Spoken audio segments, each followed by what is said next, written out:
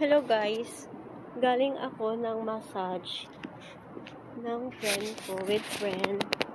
Massage, and then walking, going home. Yan, galing kaming Starbucks. After namin mag-massage, nag-lunch. And then after lunch, nag-chika-chika sa Starbucks. So, pauwi na ako. Yan na ba guys, oh.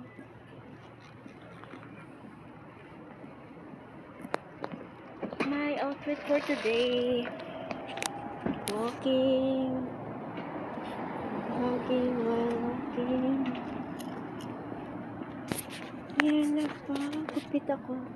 Nagpa-short hair ulit ako. Nagpa-isi ulit ako ng aking hair, guys. Look like a boy. My outfit for today. Medyo malamig na siya dito. So, nakaganyan na.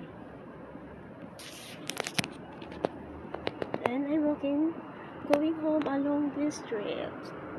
Ayan. Ay nako, parang makatapos lang mag-massage tapos lalakad. Parang mapapagod na naman yung katawan. Okay lang. Wala magagawa. Wala kasi akong car. Kaya lakad lang, lakad-lakad. Hanggang makauwi. Nasanay na rin ako maglakad. Actually, 30 minutes. From here hanggang sa bahay. So, exercise. Para tagtag sa kinain. Sa dami ng kinain namin.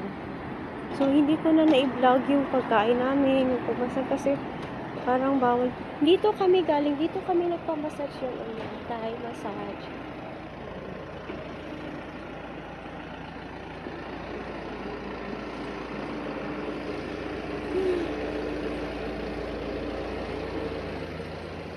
Hindi masyadong malamig ngayon. Tamang-tama lang.